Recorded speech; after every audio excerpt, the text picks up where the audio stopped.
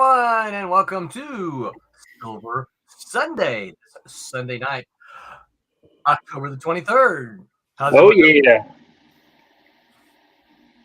Yeah. Oh, yeah. Oh, yeah. Is that like, oh, yay, oh, yay? What's he sitting? This his banner. Look at him. Can't see your name on it, though. Can't see what? Oh, Can't see your name on it. Oh, Oh, there it is. Oh, that's who at that the very is. top. there. So you don't have to look at me. Just look at my name. I don't know if you've seen on Tuesday nights, Tim still has your banner I know. as the backdrop. Good lad. That's when I'm getting used to have it. I sent him a couple of notes during the show saying, "Hey, it's good to see Peter on your show," and he goes, "Oh, still got his banner." I said, "Why don't you just take like a Post-it note and just post over it and put your own name on it?" Yeah. Yeah. All right, some quick business before we get started here. Shout out to our sponsors, Daytona Beach Comic Con. Oh man, you know what? And we've got the dates. It is October 23rd, 2022. There you go. Wait, Yeah. 2023. No, the dates for the dude. I was believing you. Daytona Beach Comic Con. Oh, I thought you meant today's date. What's happened today? Should we start over again? Reset. Yeah. This still has the 2022 dates up. I did see Tom make the announcement for 2023. We'll make sure we get that the next time we go live. Yeah. So, Cool. but it is. He does have the date set, so we'll start broadcasting that, so you guys can make your plans to show up at Daytona Beach Comic Con next year. So thanks to. Didn't we just do that show? What's that? Didn't we just do that show? We did just do that show. Yes. So we're going to start, because they're our doing it sponsor. again? We're going to start promoting it. We're doing it again. Doing it again? Yeah. Shadowhawk Talk says, "Hello all. What's up, Shadowhawk?" Hi. Comic Talk with Pops says, "Hey Shadow, what's up, Comic? What's up, Pops?"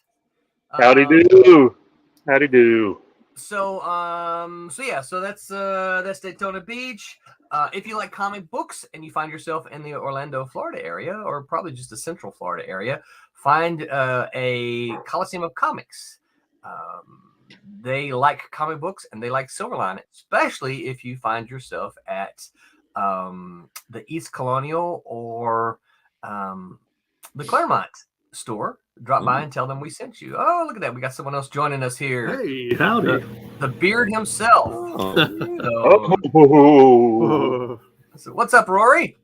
Oh, nothing. Just doing a little bit of last minute studying on a school night for a quiz tomorrow. Oh.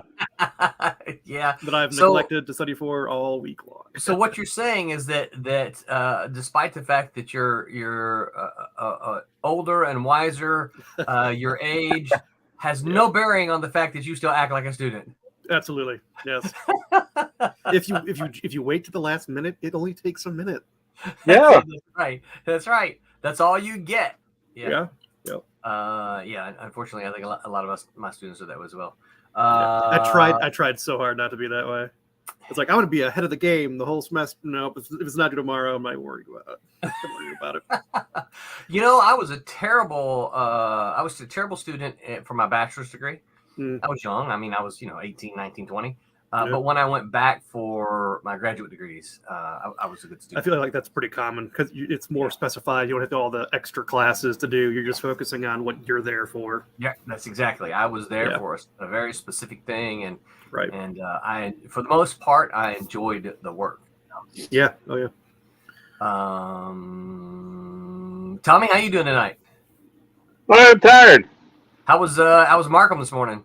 It was great. It was really good. We did a whole bunch of other crazy stuff. But a bunch of big woodworm stuff. We did some of the jumping stuff. We did. There was a new section, a new rollover thing that we were playing with out there. It was kind of scary.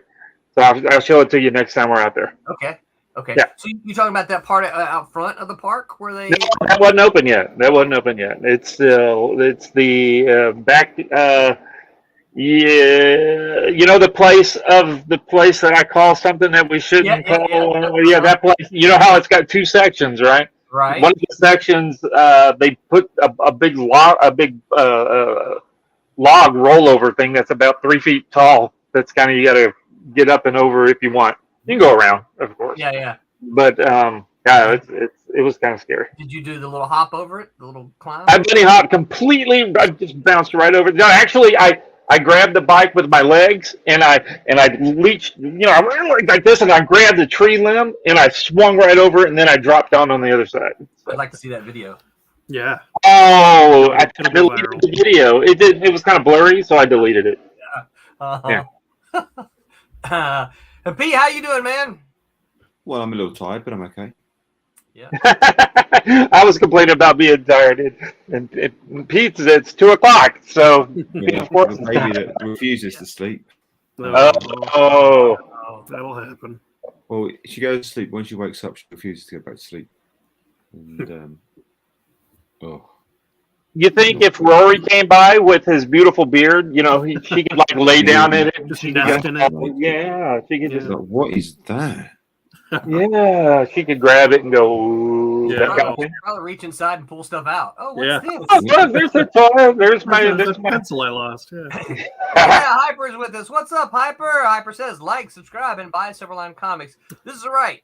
Absolutely. You guys, I saw a video the other day, and apparently what I don't do well enough is I don't encourage you guys. They say it's a call for action.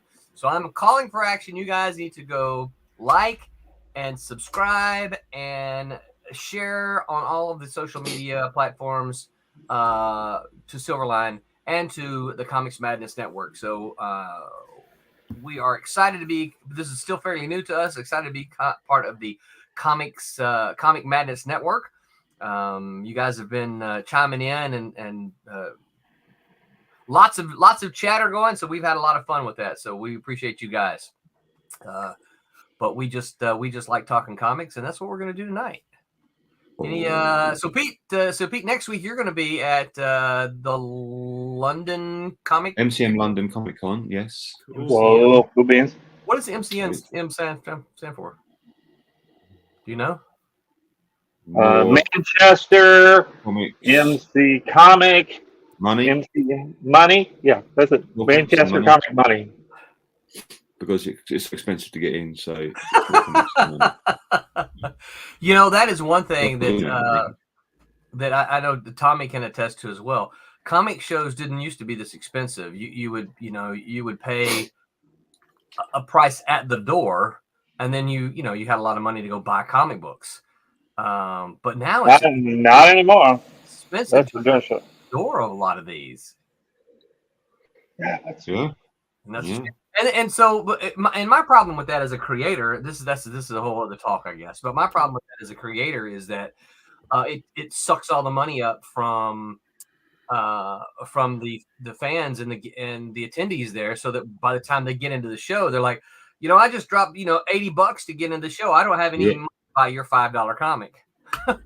Or Movie your comic media is what it's $25 sketch or whatever it is. They suck that all up. So MCM is movie comic media. So I just said, thank you. Did you? I I'm said, sorry. I was looking for it. I wasn't paying attention. Turn Turn up the accent a little. I'm backing you up, Peter. Backing you up. I heard money. I'm I sorry. wish people would visit. Hyper says, go see Peter at the show. He draws really, really well. He draws stuff. He draws stuff. I draw good. And he draws good. He drawers good. He draws good. He's English, so right. So it's drawers. He drawers good. I drawing good. Drawing. Drawing. Pop says, glad to have you here. Thank you, Pops. Hyper Potato says, high ticket prices are another reason I look for creators that don't charge to sign. Yeah, that's a whole other. I've been having that discussion with several folks lately. I'm be honest. If I could get away with charging people for sign, I would. I would. I think I understand it more for the some of the folks like Marv Wolfman, who every time I've ever seen Marv, he's had a line, and some of these guys bring up, here's my entire run of Teen Titans. Would you sign it? You know, and they bring up Yeah, these that's big a long mess. boxes People and- do that. Yeah, and you know, I think every time I've ever seen Marv, you know, he's never had a problem with it, but it's kind of like, you know what? I'm going to sign 3 or 4 of yours, and then I'm going to sign somebody else's, then 3 or 4 of yours. Yeah, if you want to go get back in line, that'd be fine. You know, that right, kind of thing. yeah. Because, you know, I would hate to be that guy that has, you know, my one comic to get signed, standing right behind the guy with a long box full of 300 comics for Marv Wolfman to sign, you know? Yeah. But anyway, all right. So tonight we're going to talk about kids and teens. Kids. As far as, Oh. well, so I think one of the things we got to do is we have to start off with a kind of a common agreement before we can. We all hate kids. We can move forward.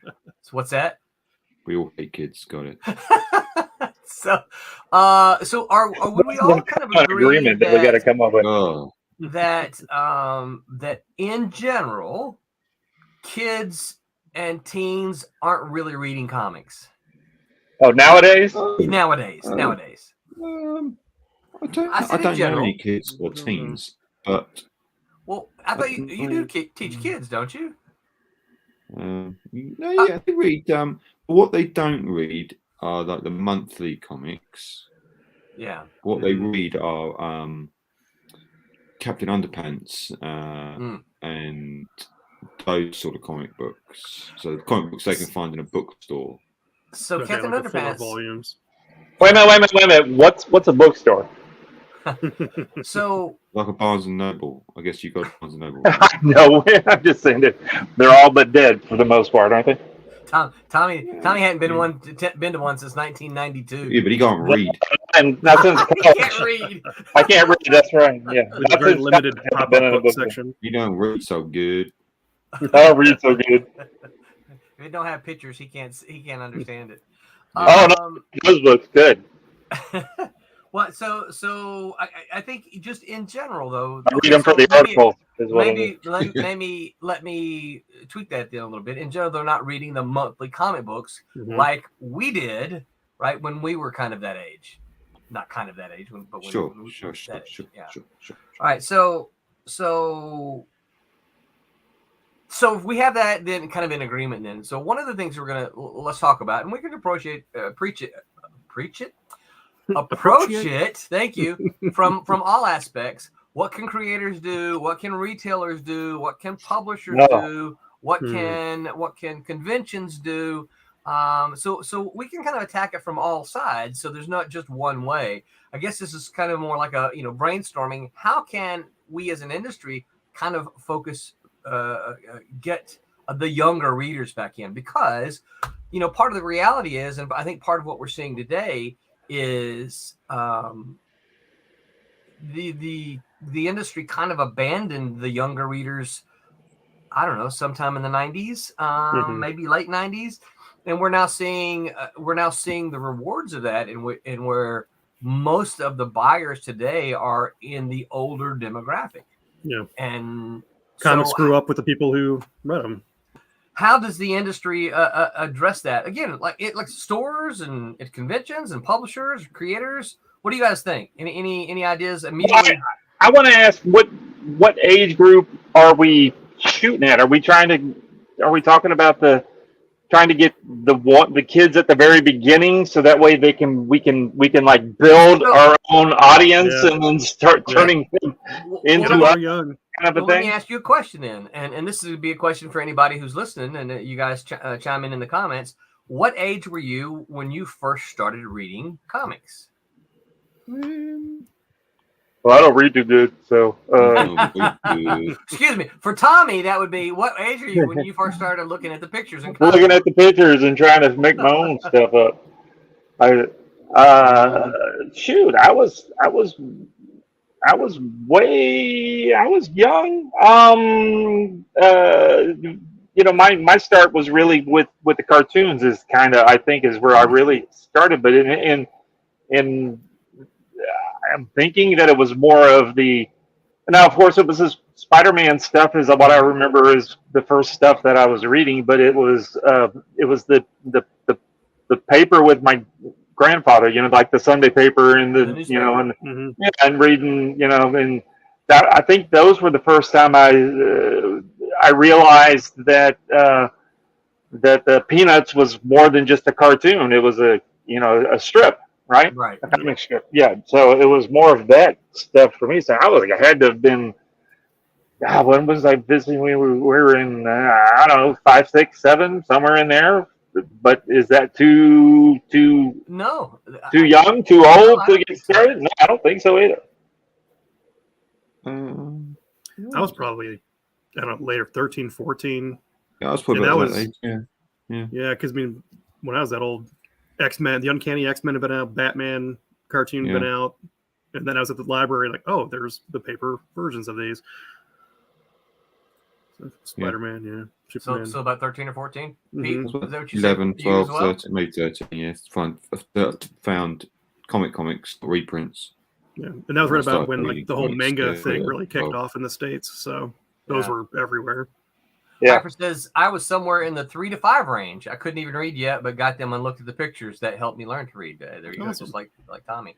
I was probably I was probably about 10, because I think I was around the 3rd grade when I kind of first started seeing comics, and it wasn't until probably around 12 that I got pretty serious about them. Actual comics, not Yeah. not like the Sunday paper stuff, but the actual Correct, comics. Yeah. So I would say that's kind of that's kind of what we're talking about. We're not talking about kids' books. That this is an A. A is for Apple. That's No. Yeah, just those illustrated books that teach you how to read and learn and all that kind of No, stuff. no. I ain't trying to think of where I was at the time when we were in. I can see it now. We were in K&B. That's what like what we have Walgreens and stuff. That's what the New Orleans it's called K&B drugstores and stuff. And they were oh golly, where was I? Yeah. So the comic books. It was before I was a teenager. I know that. So it was still, yeah. But anyway, I'm sorry. I'm still trying to. I'm trying to nail down a date for actual stapled floppy comic books. Yeah. Well, and what I had to do when we first started talking about this, I actually had to remember what my first comic was, and then go look it up and see what the date was. Oh, yeah. Right? Where you were and what you were doing. I think I was in the 2nd, 3rd, 4th grade. How old is that? 5th. That would be like 7, 8, 9. Yeah. Yeah, somewhere in there. Yeah, I remember getting Spider-Man Because you started 1st grade in the somewhere drugstore. about 6 or 7. Okay. Oh yeah. Right. Since I do a comic where the kids are in the 1st grade, I should probably know the ages of what I want my kids to be. Hello, fellow teens. I don't know who's writing these things anyway. I don't know. I'm all right. I need somebody to help me write. I think more of my son's classmates have read Harry Potter than have read a comic. That's I'm all true. for reading, so. but I want That's comics to appeal to all. And bless you. Thank you. Bobby Weskovich says, hello, big dummy. What's up, Screw Loose? Sorry, Tommy, you didn't get a hello this time. I'm glad. Yeah, that's right. He knows better to be making fun of me. The last time you were bike dummy, weren't you? Bike dummy. So we're talking about, kind of that age-ish. So how to get what is that? Is that pre-adolescent? What is adolescence? What is it? What adolescence, yes, teens. Preteen. Preteen, is that a good thing?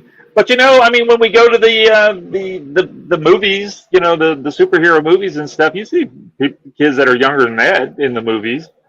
Yeah, well, PG-13. You talking about because like for all the PG-13 even the ones that they really shouldn't be in there watching, the parents are bringing them in watching them, so they're watching them. I don't care if we think that they shouldn't be watching some of the language or some of the violence; they're still watching them.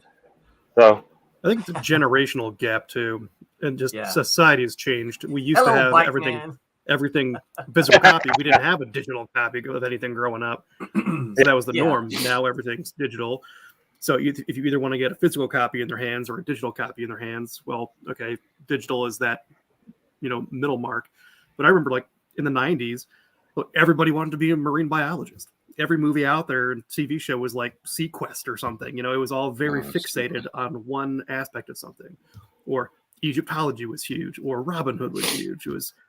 But now they're taking these franchises and milking them over decades and decades and decades, and it's really narrowed the pot. So I think we got to think outside the box. I think we should go back to everything maritime and under the ocean. Time for the nostalgia buy. Let's remake The Abyss. Yeah. Film. What's that, Pete? It's a good film. No. Or like Pier Bench was it The Beast? Like all the Jaws, all the maritime movies come out at the same time, and all the alien movies. So got to fixate on something. I'll say, I think one of the single biggest issues we have is distribution. Because if you guys think about, when you were first getting them, they were all on spinner racks, right? You could go to your grocery store, you could go to your convenience store. You could just pick them up when you were when your mom took you to the store. Yep. It's like, it's time to go get groceries. And you're like, Mom, I don't want to go get groceries. And then you'd make your way in and find some comic books in there. Yep. Were they cheaper then? Yeah, they were cheaper. I mean, But so was gas. Yeah. So was everything. You were still. I do remember that. I remember just throwing comic books, a couple of comics into the because I could never really get a whole bunch by my mom, but I would throw one or two into the buggy and hope she would just throw it up on there and not think about it when she was checking out. Yeah. Yeah. Well, you could also get them at the 7-Elevens. Mm-hmm. Yep. I'd go to a library book sale and just load up. Really? What? So wait a minute. Your library carried floppies, the individual comics? Yep. Wow. Now that's kind of unusual. I think they carry trades a lot. They carry trades, but libraries wouldn't carry. A lot of libraries wouldn't carry them because they fall apart too easily because they're just not hardbound. Yeah, they're little flimsy comics, and you get 10 hands, 12 hands on them, they start falling apart. Yep. So so you wouldn't see a lot of those at libraries, and of course this was pre popularity of collected forms. Yep. Oh, and they got battered, torn up. I mean, yeah, they just kept putting them out. So yeah. And of course, comic shops. I discovered comic shops when I was, an older teen. Mm-hmm. But that was the kind of thing you had to drive there on purpose. Yeah, it wasn't until I was in college before I realized it was comic shops. Yeah, it was always. And then there was a little while. Cards. Yeah. No, there was a while from I pretty much all of high school. I didn't get many comics at all. It was mostly, junior high and elementary school or grade whatever. Before junior high when we moved from Louisiana to Mississippi. It wasn't until I went to college before I started getting more comics again. Yeah. Yeah. So there was over 3 or 4 years that I didn't get any comics. Wow. That's why I'm filling all those holes. Yeah. Yeah. So I think there for a while we had both. You could get your comic at a comic shop, but you could still run down to the 7-Eleven and get the issues of Spider-Man or whatever that you missed. But we don't have that anymore. And somebody always brings up the fact, there was the DC did the digest at the Walmart checkout counters. I remember seeing a couple of those. And then, Allegiance Arts had a stand somewhere. I never saw them. I've seen pictures of them. And so I know that they were out there, and I know some people got them, but I never saw, and I looked at it. We have 3 or 4 Walmarts around us that we frequent, and I never actually got to see any of those because I was kind of interested in maybe buying I heard good things about Bass Reeves, so I was gonna see if I couldn't find that one or what was the other one, Nora, something like that. But they had a couple of them that I wanted to check out. So, but I never saw them. So I would contend, my argument would be distribution is probably the single biggest thing that we would have to fix, because otherwise, how are they going to get them? You know? Yeah, you got to make it easy. You got to put it in front of them. Oh yeah. Well, but the problem is, and so I don't disagree with you about getting them in bookstores. The problem about bookstores is, though, I mean, as you mentioned, somebody, maybe Tommy, bookstores are having issues, right? I mean, we've had bookstores over here shut down like crazy. Yeah, I think I know one in the area. I was gonna say we've got one in our local mall here, but I can't imagine it. You know, it does that well. They've added a coffee shop to, I think, help get people in there. Coffee shop in there. Yeah. I mean, so where else would you put comics if you were doing it?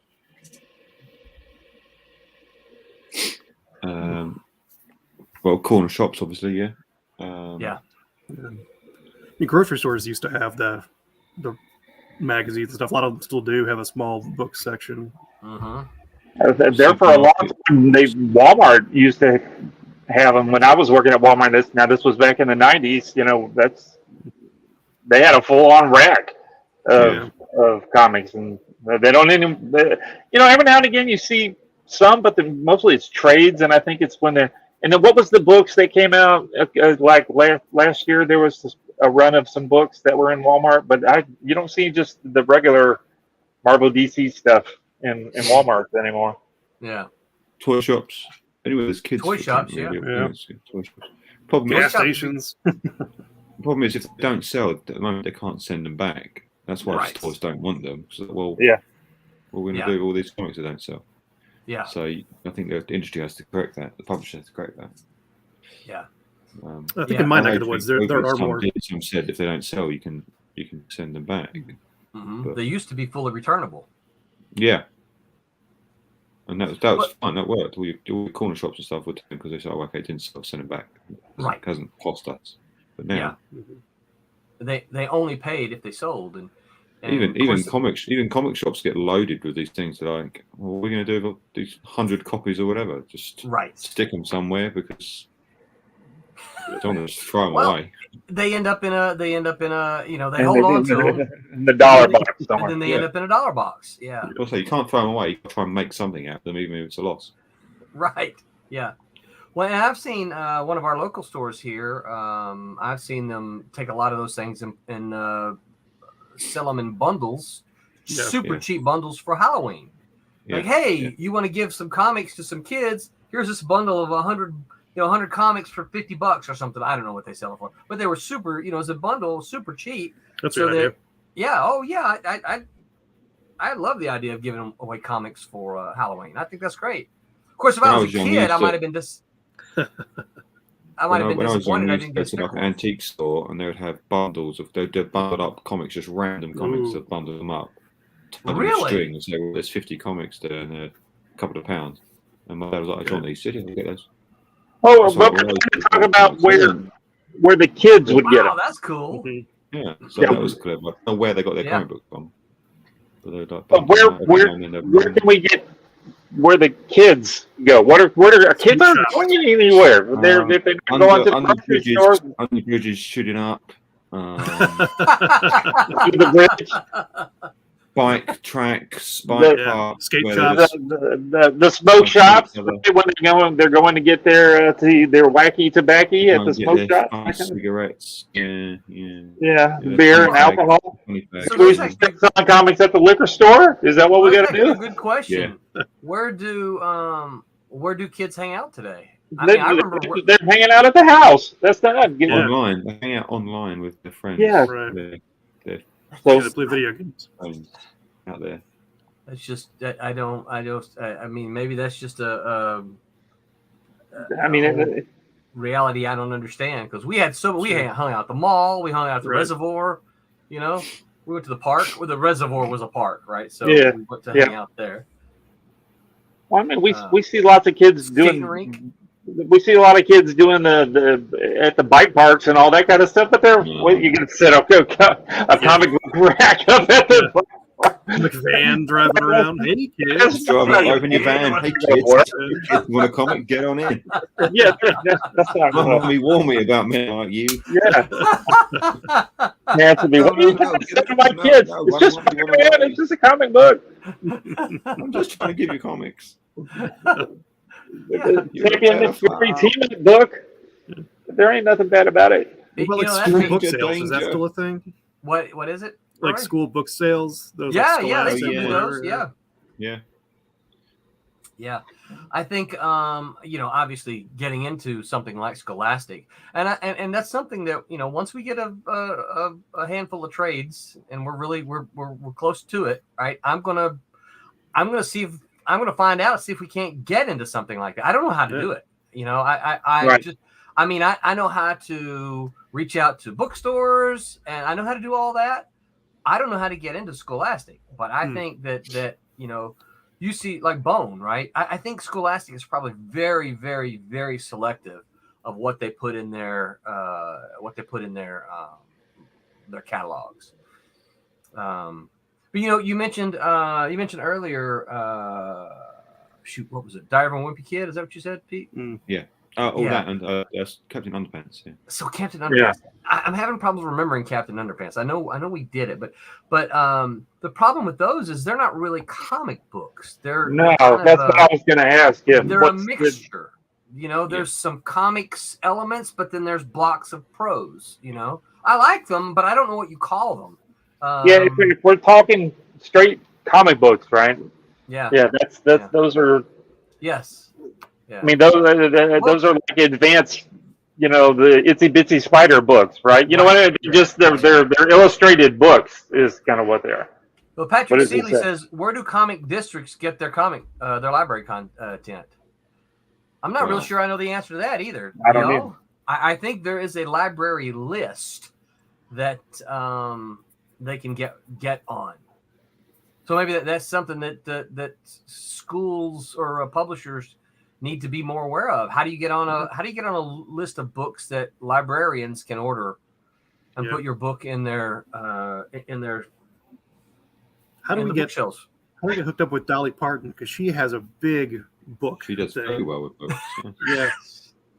Because he slowed down for that. He goes, I want to get with Dolly Parton because she has a big Freudian book. Yeah, it's like a foundation that sends kids, I don't know, like 5 books a year or something. Really? So it's generated. She's sent millions of books out, hasn't she? Yeah, millions. Yeah. But I don't think they're comic book type stuff. I think those are mostly illustrated children's books. Yeah. Are they children's books or comic book? Definitely children's books. I don't know if there's anything else there. I think they're more illustrated books, not comic books. Yeah. Even though a comic book is illustrated, but we're trying to make a distinguishing aimed at kids. Between the two. Yeah. Baldwin Orange says, hello. What's up, Baldwin Orange? Go ahead and stop by. Do we not worry about selling them the floppy book and figure out how to sell them some sort of digital subscription, or is that your next thing that you're going to? Because since they're online all the time. Yep. That is certainly a possibility. Baldwin says, I don't have much to say about kids' comics, but I have been reading 8 Billion Genies, and it's great. Is that a comic? Well, I don't know. I guess so. I'm gonna go look at it. So what we're talking about, Baldwin, is how do we get kids back into comics?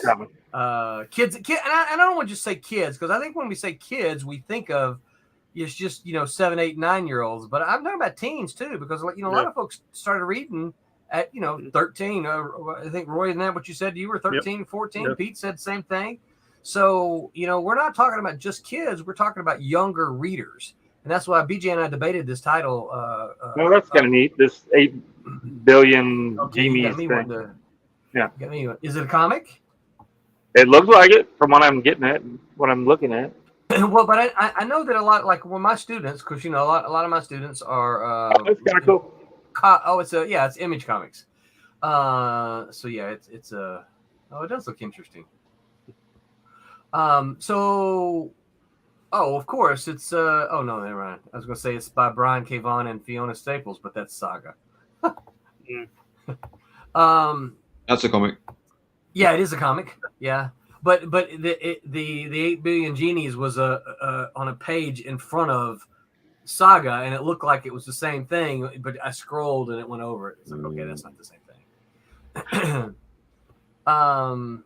So yeah, I think the question of finding them is a big one. I think that has to be answered. Okay, so the second question is, let's kind of roll around to this one then. Not yet format, Tommy. But let's talk about content for a minute. So Marvel and DC used to be, and it's funny because when people say, well, Marvel and DC were always targeted to kids, it's like, well, kind of yes and no. I mean, when they first started off, they were not, because they were aimed at general audiences. And in fact, in World War II, soldiers were one of the biggest audiences of comic book, because they probably still are. Really, that's okay. The level of nerd in the military is outrageous. We all play D&D. All right. Well, so here's a thought. Let's backtrack one time. If that's the case, where do soldiers hang out? On the base, right? Yeah. Where are they getting their comics? Yeah, we have an exchange system or a commissary system, and it is notoriously difficult to get into. Is it? Okay. Well, that's where I was headed, because I know they've got the commissary. Yep.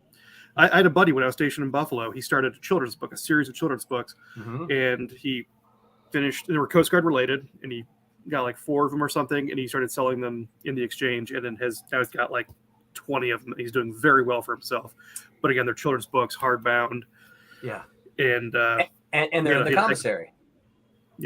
Exchanges, commissaries, PX, whatever you call it, post. Yeah. Oh yeah, the PX. Yeah. Baldwin says, with the death of local comic stores, it's just hard to find stuff nowadays. When I was a kid, I could walk into a comic store and buy old 80s and 90s comics for $0.25 an issue. Yeah. And buy. Yeah. And that's kind of one of the things we're hitting on is that they're not really accessible. So you have to go looking for them. It's not like given to you anymore. Yeah. So you kind of already have to know what you're getting into. I think where I'm out in the boonies, but between me and Columbus, there's probably more independent comic book stores than there are bookstores. And they seem to do pretty well. And one guy even moved his location from a strip center to inside of a mall because it was more space and cheaper, because malls are dying. I walked in there and I was looking for a specific comic, and he said, I asked him what his business was, and he's like, great. It's incredible. For whatever reason, these tiny little malls are like doing well now because they're cheap enough that they can lower their prices. And wow. Well, I know they can't be terribly expensive, because our local comic, the closest comic shop to me is in a mall, and they've got a pretty big space. Well, half of their space is devoted to tables to play games. Yeah, same. So that's always been a thing. Yep. They're not filling it with product. I remember when I worked retail, I remember one of the bosses telling me one time, look at the shelves, what do you see? And of course I said, I see records and tapes. I said, no. you see $5 bills hanging up everywhere there, right? And I'm like, what? And they're like, yeah, you see every one of those, the $5 bills. Is this what we're trying to take those $5 bills and get someone to give us a $10 bill for that, right? So it's like all of it's money on the shelves and on the racks and everything, right? So when I look at a comic shop that's got like half of their space devoted to empty tables for people to play games, I'm like, okay, you must be doing well enough that you don't have to devote this space to money. Baldwin says, we used to get Stars and Stripes digitally when we were at sea, and they had a decently long comic section, but it was all strips. Yeah. And see, that would be kind of cool to get into something like that. Baldwin says, I live in Fremont, Ohio. Rory. Yeah. Yep. We have a comic shop near us that is in a small old factory. That's kind of cool. That is cool. The guy has a small showroom, but over 1 million comics in the basement. He has everything. And from what he has told me, he's like a big dealing northeastern comic and retro toy scene. Big dealing. Wow, that's pretty cool. Man. Yeah, in Columbus, we have a comic and cartoon museum. Oh yeah, I've heard about that. Read about it. think Sergio Aragones went up there one year, wasn't? Oh yeah, pretty cool. I think so. Yeah. Does anyone hear Darth Vader? I do. Darth Vader. That's Tommy. That's got to be Tommy. Yeah. That's got to be not Tommy. I don't hear Darth Vader. What's it sound like? Yeah. Yeah. You really don't hear Darth Vader? Still? Send it to my headphone? No. Yeah. Spooky. That's pretty funny. It is the haunted street. So what about content, you guys? At one point in time, Stan Lee said, his target audience was 8 to 12-year-old boys, because those were the biggest buyers of superhero comics, right?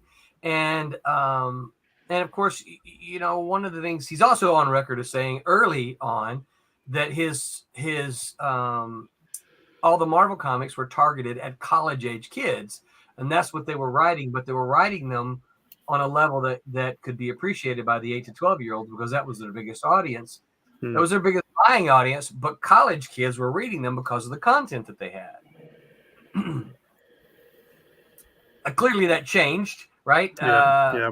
And they kind of, I kind of feel that sometime after the newsstand market disappeared and it went only the retail shops, that Marvel, everybody abandoned the comics code, and Marvel and DC, but when I say Marvel, I kind of mean Marvel. Yeah. They just kind of abandoned the younger readers completely, and went after a more mature reader, even though they had things like their more mature lines. Their normal lines still were pretty close to what you could buy a Marvel DC comic today, and I would contend it's more like Vertigo was in the 80s, and Marvel's was what was Marvel's? Oh, Epic. Yep. Oh yeah. Right. Yeah.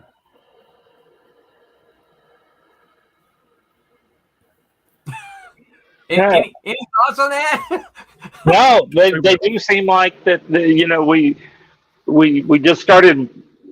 We weren't getting in the new people, and we were just writing the same books for the same folks, and it's like that group just kind of got bored with it, and they just kind of disappeared, and it just got moving over, and none of them, there's some, but it's like the kids, they know the we're talking about the Marvel and DC stuff. They know those characters, but they're not buying those books either. They're not. No. There's a plethora of interests out there you could hone in on. I mean, there's a lot more. I feel like there's a lot more historical comics out there now. Yeah. Well, like Extreme Patriots and that kind of stuff. Maybe. Yeah, maybe. Well, I think there's always been, and of course there's there's ups and downs, but there's always been an independent market, and there's always been a variety of genres. Superheroes dominate and I like superheroes. All right, superheroes dominate the genre, but there's always been science fiction and fantasy and horror, and romance. Those have all been out there, always been out there. It's just they do them better. They haven't been super popular, right? So what a publisher's going to do, they're going to lean toward where the money is, and the idea, even I would argue maybe even still today, that's where publishers feel the money is. I think independent comics probably feel money is in fantasy, because I see so many independent fantasy comics. And Walking Dead, what a huge God, it horror. Can be done. And I'm sure there's a lot of like historical epics out there now, like on Netflix and all that stuff, the Crusader ones, the Viking ones. Yeah. You could make comics about those. I'd like to see like Shakespearean done as a comic. Yeah. I think that would be interesting. Man. Yeah. Or the old Greek tragedies or comedies, Yeah. Would you have them worded as Shakespeare did? Absolutely. Yeah. So the only problem with that, and I would like that, but I think the only problem with that is that I think many already have a problem understanding that language, and so Actually, I used to use Shakespeare as a training tool with some of my guys, and since given this information to a buddy of mine who works at an agency, we would sit around in a circle because we would all like deal with public and industry and private citizens a lot. And if you're like an 18, 19-year-old kid going out there and enforcing law, you don't know what you're doing.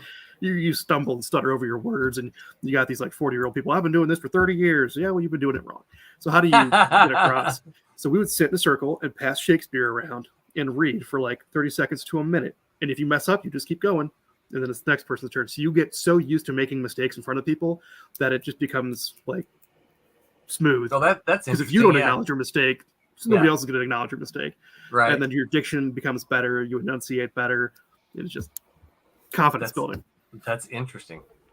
Baldwin says, when I was a kid, my favorite series was Deathstroke the Terminator because the new Punisher issues were too expensive. That's interesting. I would have thought the new ones were relatively the same.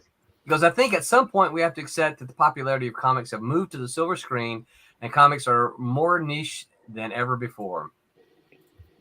The only thing I would say about that is that there's plenty of and I don't want to turn this into a manga versus comics thing, but manga is selling really well.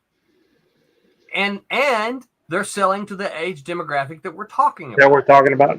Yeah. So what are they doing? Is that just what people they don't sell monthly, do they? They don't sell monthly. They sell these big, thick books of just black and white. Yep. And it's the style, the aesthetic of it. Yeah. Yeah, I have a hard time. Well, I mean, just because we don't like it doesn't mean that they're not like they're obviously they're buying them. So what are they doing that's making it so that that's the and then like as we were kids, what do we when you went to your mom and dad and said, "Look, I need for you to buy these books." What can we do to make the kids do that again? Because obviously they're just not doing that, and maybe it's like one of the things is they're not in the stores like you're saying, but even the digital stuff online, they're not getting that stuff either. Well, so there's a lot of I see a lot of people say, hey, put some of your content out there for free. Currently we don't do that. We don't have any, of course, a lot of our, or a couple of ours, they only have one issue. So we don't want to put the only issue, but, or do we, I guess that's kind of a question I have is like, is that something we want to do? And say, look, here's the first issue. Well, I don't know if you're first issue. I wouldn't give the first issue away, but maybe the first 5 pages. So here's first 5 pages. Yeah. To read more, go here.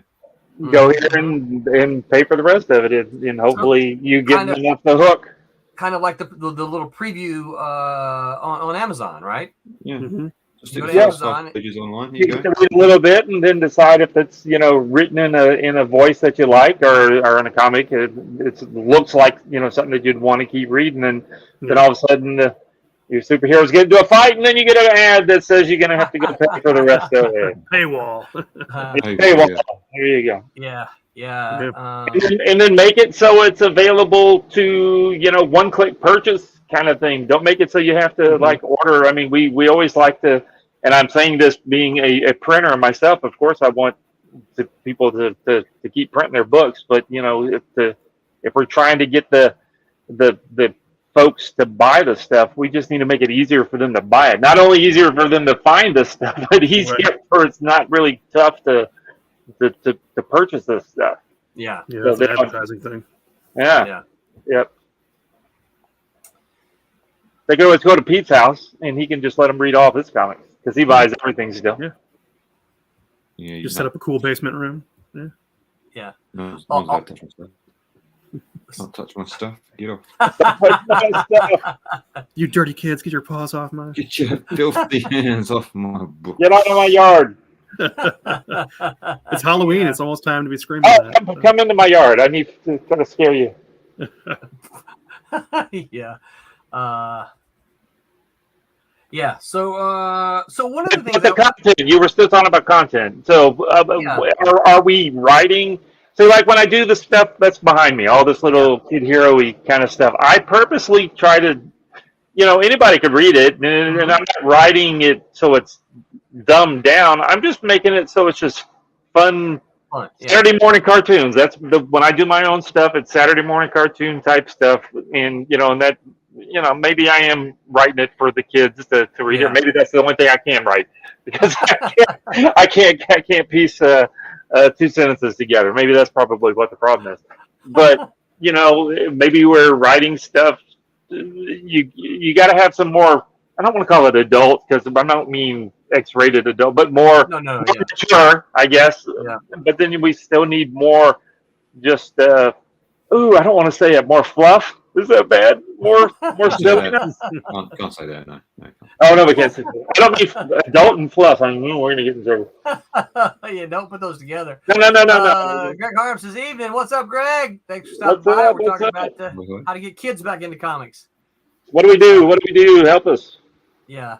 So one of the things, and of course, that's part of my whole motive behind the whole PG-13 idea with Silverline is to try to we want to make our books accessible to a large range of readers, right? And yet we want to have content that's smart enough that an adult can read it. And I always hold up Bugs Bunny as one of the most brilliant cartoons ever made, right? Because you can have a young kid watch Bugs Bunny and just laugh because Bugs Bunny is just silly, silly stuff. But when you watch it as an adult, you're like, I see what you did there, Bugs. It's smarter than we often give it credit for. And it's smarter than a lot of adults give it credit for because they don't watch it, right? But Bugs Bunny is a smart, or I'm talking certainly the classic Bugs Bunny, and I think SpongeBob SquarePants is that way a lot. I had to watch a lot of SpongeBob with my kids when they were. Pete, you ever seen SpongeBob SquarePants? I've never really watched SpongeBob. Obviously, I know what SpongeBob is, but no, I've never really watched it. Yeah. So it's more of like a higher intellectual comedy with the aesthetics pleasing for children, because a lot of so many of them are like Toy Story or Pixar animations. They're made for kids, but adults can laugh along, so they get the different joke. That's exactly it. That's exactly good writing. Yeah. That's exactly it. And so that was kind of whole part of the idea for Silverline is that because I've had a couple of people pitch me stuff. It's like, oh no, this is hard R, and I'm like, well, that's not for us. That's not that's not who we're going for. And part of the other reason that I did that is because, and this will kind of go to maybe the next part of kids, is that when I kind of started doing conventions again around 2009, I noticed not only had the conventions changed, but I noticed a change in the clientele, I guess you could say, in the people who were attending conventions. It's like when I first started going, and Tommy backed me up, it was like 90% dudes, right? They were the ones going, and you'd see their girlfriends hanging out with them, and it's not. And then they were mad, yeah. And it's not that you wouldn't see females at all. That's not what I'm saying, right? They were absolutely certainly there. But it was way heavily more male than female. Yeah. And the one thing I noticed is when I started coming back is that wow, there are a lot of families here. I don't mean just a guy and his gal, right? But I'm talking families, people bringing their kids, and I'm like, wow, these shows have really progressed. I remember going to shows. And you could see the artists. This is before the days of the big banners, right? And you could see artists with an easel behind them and nude drawings, right? It was okay. It was okay. It was. But again, that's because it's a different kind of attendee today. You wouldn't see that today. They wouldn't allow that. I remember when I first started noticing the changes, they would ask them to cover it up. And then you would see the artists take little Post-it notes and cover up the little naughty bits, Yeah. But then a lot of conventions just kind of have kind of changed to kind of deal with the fact that a lot of families attend shows today. Greg Harm says, for myself, I like to do the all ages, but write for a multi-age readership, many layers. Yeah, that's exactly what I'm talking about. The problem with if you say all ages, is what you guys think? If you hear all ages, what do you think? People think it's just you think kids is what you're thinking. Yeah. Little kids, little younger than 10 kind of kids. Yeah. It carries a connotation of all ages means it's dumbed down, right? Yeah. It's something that is aimed at a little kid, and that it's unfortunate. It shouldn't be the case, right? But it is the connotation that term has.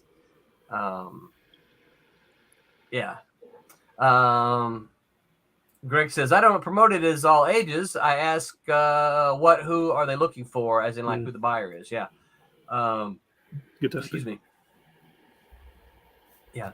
I think that's one of the reasons that I kind of latch onto sort of the PG-13 idea is that you can look at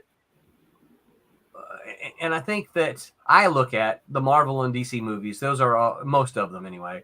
All the blockbuster ones are rated PG-13, right? And how many times have you gone to a Marvel movie and seen, an 8, 9, 10, 11, 12 year old there? PG and people will say, well, PG-13. What it really stands for is parental guidance for kids under 13. Right. Okay, cool. Yeah. And so they make it, that way. I think one of the things I loved about the first Avengers movie was the way they handled the swearing, right? Captain America was like language, right? And they made that a part of the movie so that it was fun, right? But you could still take your 8-year-old, because if they heard the word, they were like, oh, look, Captain America's telling them to be careful. Hey, yay, don't say that. Hyper says, I know an artist at Heroes complained to me that he was asked to cover a graphic drawing. As a dad, I was actually happy it was covered. Yeah, I think it's a comic convention now, family events. So yes, yeah. Sorry. And this is one of the reasons that I don't want someone coming up to me, a bunch of Silverline books, and me having to go, oh no, you can't look at that one. You can look at all the others though, because what's going to happen is, and here's what I kind of argue is kind of happened to the industry. What's going to happen is mom and dad are not going to care. They're just going to say, don't look at any of them. And then they're gone. And then they're gone. Let's just go somewhere else. Yeah. Yep. Yeah. Just go somewhere else where we can look at all of it, right? No, I mean, they're gone from comics altogether. They're like, I'm not letting Yeah, that's probably true too. Hyper says most stores growing up had the adult stuff either behind the counter or at least in a different marked box. Yeah. I remember the what was it, Brendan, that had that little room in the back where he kept all the adults with the X-rated movies and stuff. That one? Yeah. Greg Harm said, "Seen that happen." Yep. Yeah. So yeah, I think I think we have, that is one thing we have to accept is that, and I would also argue, I would contend that this is one of the things that has kind of hurt comics is that as the industry has gotten to be have more families involved, we haven't, as an industry, particularly as independent comic makers, embraced that shift. Independent comics and listen, I support the concept, but independent comics have embraced the idea that I don't have Marvel and DC telling me what to do, so I can draw nudie stuff all over the place, right? That's fine. I agree with your right to do that. The problem is that when mom and dad and their family stop by, they're going to go, oh, no, we can't look at it. So they're not going to look at anybody, right? They're not going to look at any of them. And you think that would be having more families? Think like that next generation is going to have a guaranteed market. Yeah. Like, I grew up with this because mom and dad liked it too. And well, and so there's a discussion I'm not sure that we want to have, but is Spider-Man the same today as it was when you were a kid? Nope. No.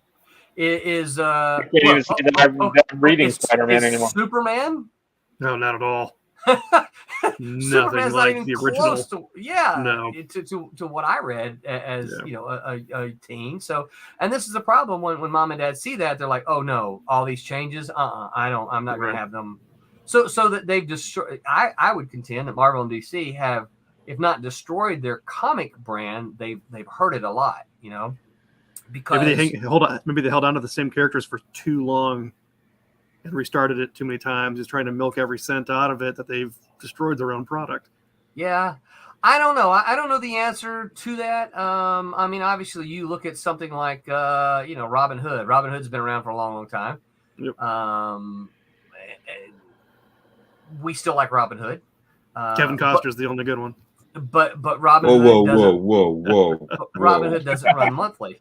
I watched a Disney one the other day with the fox. Oh, that's a good one. Oh, that's a great one. That's the best. That's the best. Robin Hood, Little John, watching through the forest. Even then, they made Marion hot. Don't know. Would you say Foxy? Yes, you are right. Foxy, yeah. Don't know how they did it, but you're like, yeah, she's a good-looking girl. Yeah, that's right. Yeah. Better than that Minnie Mouse. Yeah. What was the line from Wayne's World? Did you think Bugs Bunny was cute when he dressed up like a girl bunny? Yeah. Yeah. That was funny. Got me sidetracked. What was I saying? You just picture Maid Marian, can't you, Foxy? Yeah, right. Yeah. What about you? Was this an animated thing? Oh, you've seen it, Tommy. Where the rooster, he comes on singing. Yeah. Let me tell you a It's such a story. great film. It was on really TV. The old one? Yeah. The Disney okay. One. All right. I thought you were making it. I was thinking that y'all were saying it was something new. No. Yeah. You gotta remember, Pete's with the new addition to his family, Pete has regressed and he's going to start watching a lot of those things all over again. You're like, hey, what film shall we watch today, Luna? Oh, this is a really great film. That's right. Let's watch this. It's raining. You can't let them watch any new stuff because you have to get like the old, really bad quality stuff out of the way first, or else they'll never go back to that. Piper says she was a straight up vixen. Right. Everyone knows. Yeah. Yeah. It's funny because you talk about that. I wasn't sure, the way TV was going at the time. So when I was in college, I recorded all of those old classic. What do you mean you didn't know where TV was going? Well, we just had cable, and so I wasn't sure how. And long story short, and not to dive off on that, they started editing some of the content out of some of the classic cartoons. Yeah. And so I wasn't sure how much of that would be available. There are a couple of things that I really like that are no longer available. We won't go there, but they're no longer available in the U.S. So I just started recording stuff and buying stuff. So I was like, well, when my kids come along, I want them to be able to see this stuff, right? And so sure enough, then when my kids came along, I had like a 3-hour VHS tape of nothing but, classic Bugs and Ant and the Aardvark and Hong Kong Phooey and stuff like that. Hong Kong Phooey. And then, then we didn't know that everything, within 10 years, everything was going to be just, you jump on your TV and press a button and there it is. And you didn't have to record anything anymore. Yeah. Yeah. So all those videotapes I eventually got rid of. So yeah. Do you think VHS is ever going to be worth anything? I hope not, because I threw all mine away. Yeah. It's kind of like my vinyl. I kind of wish I had my vinyl now to sell it now. Oh yeah. I sold all my vinyl around 2003-ish, two or three. Now I kind of wish I still had it. The next hipster thing, because hipsters are all into vinyl. They're going to go back to VHS with manual tracking and just really, really love it. I get the sentiment of the vinyl. But the next one that tells me it sounds better than digital, I'm going to slap upside the head. Because it does not. No, I have this argument with folks at my office with their kids because they're in the vinyl now. We're talking about the vinyl. And I'm like, that's not how they recorded it with all that crappy pops and snaps and scratchy noises and where it jumps, 3 or 4 seconds. That's not how they recorded it. They didn't do that on purpose. No, but I encourage them to buy the stuff because they're collecting the albums and that's fun. Yeah. To get all that stuff, but it's like, collect all the albums, but listen to it digitally because that's closer to how they actually recorded the stuff. Well, you know, the thing I miss about it is warm and it doesn't sound as good. And it doesn't. It's called static for a reason, you know. Yeah, I mean, the thing I miss about albums is the album art. Yeah, and all that stuff in the sleeve with all the silliness. But then that's our collectible side coming back out again. I discovered Frank Kelly Frias because of the News of the World album, Queen News of the World. I discovered Frank Frazetta because of the Molly Hatchet albums, right? I didn't know who these people were before then, but I'm like, this is really good stuff, right? No, we watched Renee and I watched on I don't know if it was Amazon Prime or whatever. There's a Kiss. I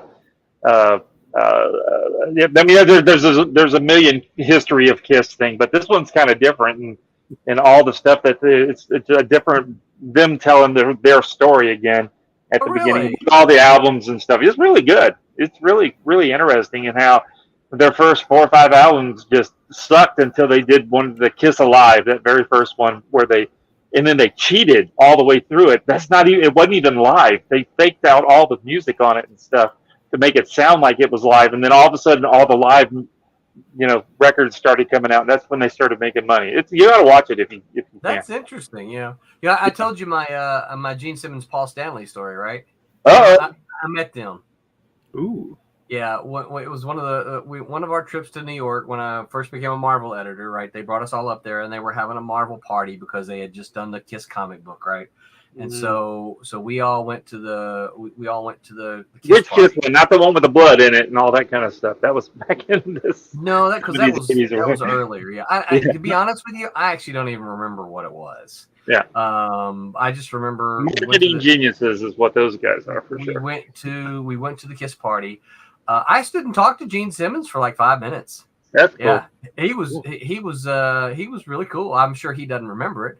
I shook Paul Stanley's hand, but he came walking by and he had like 2 little 18-year-old gorgeous girls on either, hey, thanks for coming, man, and shook my hand. Really nice, but he was not interested in me. All right, Rory, what's your first Kiss album?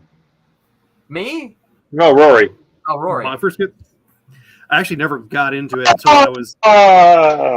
Never got into it. I didn't like them all that much when I was younger. My mom, but this wasn't my bag. Yeah, my mom bought me the Cat album. You remember when they did the 4 albums?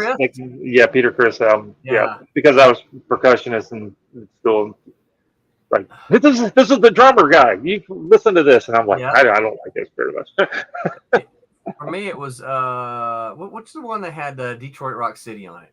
Detroit Rock City. No, I've got it. I don't. It's in the other room. I got the CDs of it and stuff. What's a CD?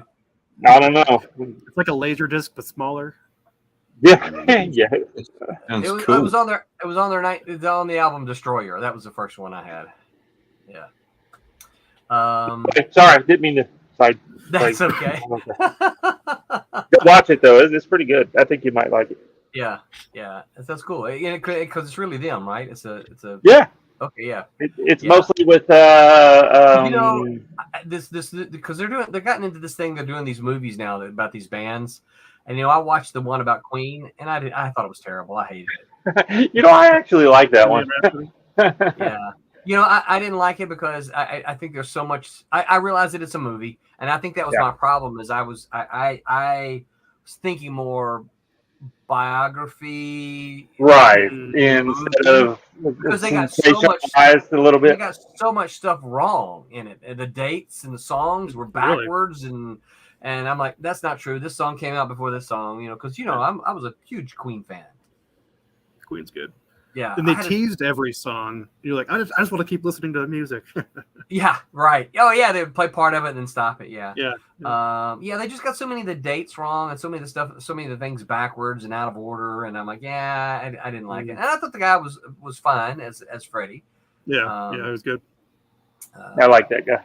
The Rocket Man movie was pretty decent. Yeah. See, I didn't watch that. Didn't watch that one. Didn't watch one about Bowie or. I didn't see that one. Yeah. Oh, the one you got to watch. Is it the Poison one? No. It's not Poison. Go. Dang it! I can't think of the other band. There was Motley one. Crue. Yeah, the Motley Crue one. I know it had to be totally raw, but it was fun to watch. Did you see it? I haven't seen it. No. Yeah, it's really funny. It's funny. It is totally funny. I mean, those guys should have died. Spinal Tap was great. Spinal Tap was great. Have you seen Spinal Tap? Yeah, we've seen Spinal Tap. This is Spinal Tap, yeah. You didn't Peter's going to watch it tonight. Yeah, no, I've seen Spinal Tap. Yeah, turning up to 11. Yeah. You didn't like it? It was too. Yeah, I loved it. I thought it was brilliant. Oh, okay. I watched it only because the guy. I said, "Oh, that's the guy that does the Simpsons voices." So that's how I knew. Wait, one of the guys From the Lenny and Squiggy guy. Oh, yeah. He does Homer, doesn't he? He does loads of the voices. But yeah. I did not know that. Yeah. What is this? What? Raj Mahan. They are talking music. He's like, Greg's like, I tuned into this to listen to comic book stuff, and they're talking about music albums. Right. There was a crossover. They're talking about how to get kids to collect music albums. Is what we're talking about. Paint your face and. No, I'm going to bring it back around. So kids are now, I mean, in a big way, they are collecting, vinyl. So why are they doing it? And he loves music. Yeah, he loves music. So why are kids collecting vinyl? Even the new hard stuff. Because Barry Gregory's daughter Molly, whenever she's in the office, she's trying to find some rare something, this, that, and the other. I mean, it's not like it's super rare. It's just just coming out, and she's trying to get her mom to give her $100 so she can buy this album that she can get for $10 if she just gets the digital version. But she's getting it. She's buying it. They're buying it. So why all of a sudden is vinyl for kids, not vinyl for adults? Because adults, the adults that are bought vinyl back in the day, except for you, Roland, because you stole all yours.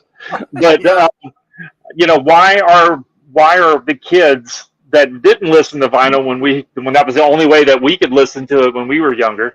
Why are they buying them? Why are they buying it? And they're listening to it because they all three of Barry and Jennifer's kids, they all have record players. Or turntables. Really? I'm sorry, I call them record players, and they're turntables, Tommy. I'm like, okay, turntables, whatever. They're fancy record players. Turntables are go wiki. Right. Two of them side by the side with the little shifter. The word for it is anamoya, and it's a nostalgia for something you haven't experienced, but you think is like harkens back to a more traditional easier time. We got to figure that out. Greg says collectors will always collect. That's true. Yeah. And I think if it might be worth something later. I mean, records are going to be really great in like 200, 300 years when you can melt them down to make diesel and gasoline. You put razors on the edges and you can fling them when you're doing the Mad Max thing, Yeah. You get a frisbee for that. Holds up better. Yeah. Well, so I guess the question then would be, so why are they buying vinyl? Why are kids buying vinyl? And what is it about vinyl that makes them want to collect it? And they're listening to it. I hear Molly and her mom talking about it all the time. She's actually listening to her stuff, that she's buying. So it's not like she's just buying them and stacking them in a big long box. She's actually listening to them. And when my mom passed away earlier in the year, she had a bunch of albums that I brought them all to them, and the girls were like, "Oh, thank you." And it was just a bunch of stuff that they didn't care. I had some Elvis stuff in there and this, that, and the other. And they listened. They cleaned them up. I think one of them bought one of those cleaners so they can clean the vinyl, and they listened to all that. They're listening to it. I think it's the physical experience, the tactile sensation of it, and the ritual of taking it out, putting it on, putting the needle on, all that. In a time where everything is just click, and that's all you get. Yeah. And everything you buy is like, you can buy an album off of Apple Music or whatever. You don't actually own it. You don't physically own it. So if they don't renew the lease in 2 years, you don't have it anymore. That's right. I think I'm going to make an app Okay, I hope nobody's listening. Just the four of us, right? I'm gonna make an app. Yeah, write this down.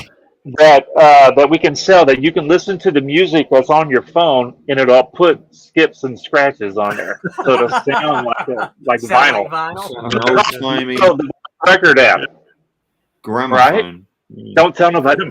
What? Somebody's already got this? Who's got the wax cylinders to bust out? That should be the next thing. Actually, if you go on YouTube, you can find, it's just someone set up a camera, and you see them put the needle on the vinyl, and they play the vinyl, and you can hear it just like that on YouTube. Oh, that's good. That's like the Fireplace channel. Yes, yeah. It had the Santa Claus arm, throw another log in. You know? Yeah, I know. When I was looking for some song, I forgot what it was. I couldn't find any of them but the stupid vinyl. Like, I don't want that version. I want like the real version of it, you know. But yeah, I don't think. I mean, not every song, obviously, but yeah, there's enough of them out there that you can just go on YouTube. Someone has a record player, and they just put the needle on, and that's what you're listening to. Is you watch it played, you know. You can see the warps in the record sometimes, and if if you're paying attention, you can hear them. You know, you can sometimes hear them. Greg says preservation, history, a sense of continuity. Yeah. All right, so how do we turn that back around to comics today? Right? Clearly, people still buy comics, right? People are still buying back issues even. Yeah. How do we turn that around today? So that they say, "Oh, look, there's Silverline Team Up. I need to buy that because preservation, history, sense of continuity." We're Steam Patriots. It's a marketing, advertising thing. They have to be told that these are physical copies that you will have forever. It's not going to get deleted. It's not going unless your house burns down. God forbid. Is this why a lot of Marvel and DC first issues will actually announce on the issue, "Fantastic first issue"? If you think about it, right? Yeah, makes sense. Yeah. Should we start doing that on all of our first issues? Let's do it. Yeah. I thought we did already. Well, we did for Silverline Team Up, yeah. Yeah. The sensational first Steam Patriots. Yeah, there you go. Greg says, if you guys figure it out, let me know. I tell you, we're all figure it out. Yeah. Yeah. Yeah. I think we're doing the right thing going to cons and physically putting it in people's hands. Yeah. I mean, every con I've been to now, like somebody has brought somebody else back to the table and said, "This is the one I was talking about," and immediately sold another. And how do you get so here's then the question, right? So because at conventions, you're 5 and 10 in it, right? Oh, I met 5 new people, 10 new people. They bought the book, that kind of thing. So how do you get those to turn into repeat customers? How do you make those? Is this where story comes in, and that it's got to be so good? Yeah. So good, or a cliffhanger, and have an ad right at the back saying, "Here's our contact info. Look out for the next Kickstarter because it's coming." So here's I'm going to throw a little monkey wrench in here, and Hyper, if you're still around, I want you to chime in here. I have heard from some, and I think I saw Hyper post about this once, that they will support Kickstarters such as ours, and they will get their books. I'm sure they'll flip through them. One would hope, but then they go in a box of to read. Right? I have a box of to read. That's right. So that's my question. Is like, how many people have backed our Kickstarters and haven't even read the books yet? Mm-hmm. I don't know the answer to that. Yeah. I mean, that's again where the story has to be so good that once they get to it, they're gonna be like, "Oh yeah, I wonder if there's any more of these." And then by that time, there's 2 or 3 more available. Then just buy them all.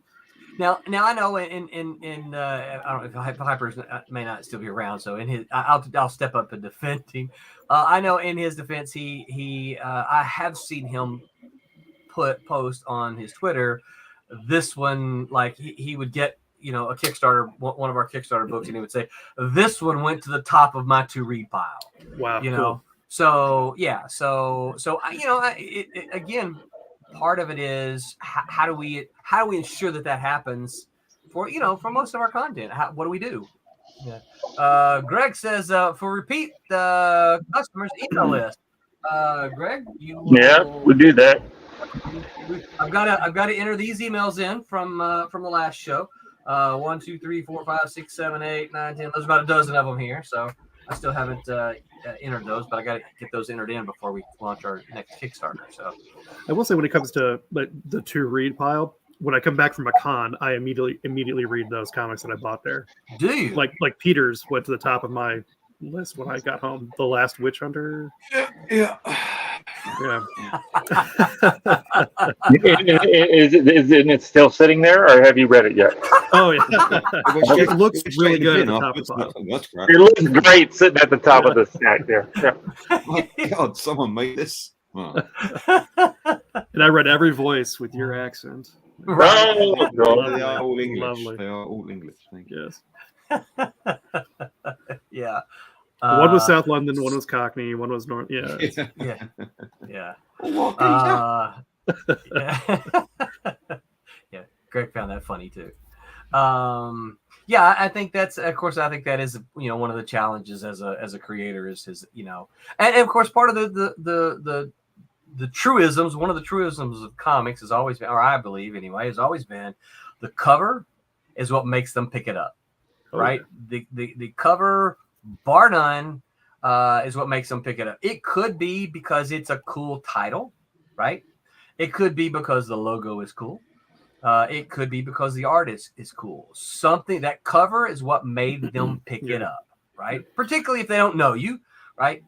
The artwork, because they're going to pick it up then, and they're going to flip through it, right? The artwork inside is what's going to make them decide to buy the book.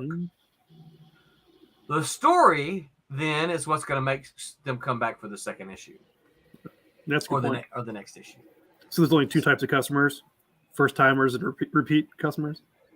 I mean, can you? What else would there be? What else would there be? Yeah. Yeah. The freebie ones, the ones you give free books to. So yeah, so I think there's a lot of truth in that. I think you do have to figure out, it's like, how do you get them the first time, right? How do you convince someone who does not know who you are to free the first time? Try your book. It's a drug. And then how do you get the ones? Maybe we should pose this question to someone like Hyper or some of our we've got Silverline's got some very loyal backers. We should ask them, hey, what keeps bringing you guys back? Aside from the fact that they love to see our faces on our streams, what keeps bringing you guys back to the books? Personal connection. Could be. I don't know some of them. I mean, that's certainly possible. But yeah, there's. Meeting somebody at a con too, like who I've read their comic, makes me want to buy more. Yes, it makes you want to support them. Yeah. Like, this is a real human being, right? And not just some Kickstarter, right? Yeah. Brian Christgau says, "Wee doggies, what's up, everybody?" Hello. Wee doggies. Wee doggy. I can't say that without thinking about Jed Clampett. Y'all know the reference, right? Pete probably doesn't. Beverly Hillbillies. Beverly Hillbillies, yeah. Black gold. All right, so I guess did we solve all the questions about how to I think we asked a bunch more. I hope we can.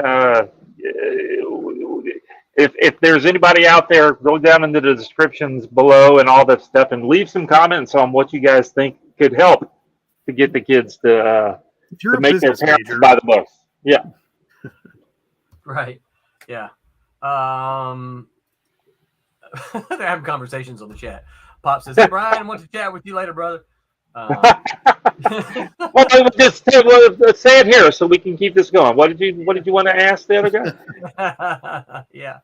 All right. So, final thoughts on. You have an announcement. I have an announcement. Okay. Okay. Tell me what's your announcement. I finished inking the last page of Trumps. Woo-hoo! Now we're starting on. I've got a page of Dean's to ink for the cover for what is the book that I'm inking? The cover. Cape Town, is that what it's from? Yep. So I'll print that out tomorrow and start inking it and get it knocked out real quick, and then it's on to Champ Fury #2. Yep. Yay. So yippee, yippee. Pete's just a load of excitement tonight. He's tired. He's got to go clean a diaper. I'm just like, I've got to get this done now. Get this done. Move on to the next thing, and then I've got to get that done. Mm-hmm. That is a rocking shirt you got on there, Pete. It is. Yeah, I like it. And colours haven't faded, nothing. So it's been through the wash a few times. Still popping. That's good. It's holding up. I'm really. I gotta say, I've been really happy with them so far. So we've washed ours a couple of times, and so far everything's holding up. Have you worn it out much, Pete? Like out and about? I don't know if I wear t-shirts out, but not really. It's too cold in the UK. They can't go outside. It's rainy at the moment. I will say this: I've been wearing my my Switchblade and my Trumps shirt out when we go out. I have gotten every single time I've gone out, I've gotten at least a single comment about it. I got a comment at Walmart down through the checkout lane. The cashier went, "Oh, I really like your shirt." I'm like, "Cool, thanks." And she's like, "I don't recognize that character." I'm like, "Oh, it's one of the ones that I work on." Really? That's really cool. Yeah. And you ran out to the car, got her a book, and sold it to her with my desk. Okay. Yeah. So, around the back at Walmart, I'll sell you a book. I will say this: we and I like our Silverline shirts. Don't get me wrong, the ones with the logos. But when you wear, there you go, just like that. Yep. But the thing about it is, you wear that out in public, nobody really knows what that is. Yeah, it's the red cool. Silverline patch I have on the back of my hat. Kids at school at college will be like, "What's that?" Then I get into my spiel. Oh, that's pretty cool. Yeah, that's. And they're like, "You make comics? That's a thing?" I'm like, "Oh, yeah, that's a thing."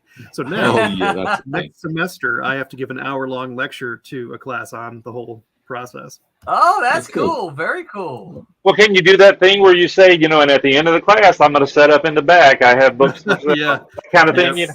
That's like a concert. I'll have somebody in the hallway. Exactly like at a concert. Yeah. Cool. All right. Well, thank you guys for hanging out with us tonight. Shout out to, I know Pops is probably going, "Hey, are you going to run the ads?" I got to still work that out with you, Pop. I don't know. The Comics Madness Network has some sponsors, and so I gotta make sure I get with Pops so that we don't leave any of those out and cause any bad blood, because we love the Comics Madness Network here. And again, thanks to Pops for getting us involved with this. We love to see how it's going to grow. In fact, we already talked about taking some of our older content and repurposing it for some of those reruns, some late night reruns. Yeah. Cool. All right. So, Roy, thanks for stopping by tonight, man. Where can folks find you on the interwebs? You can find me and Scott at Steam Patriots, mostly on Instagram, but we're also on the Facebook. Excellent. You got any shows coming up? We have another spooky show on Wednesday, I think. Ooh. And then as far as shows, comic conventions. Yeah. Okay, I'll be shooting to be at the GalaxyCon in Columbus in December. GalaxyCon in December. Okay, very cool.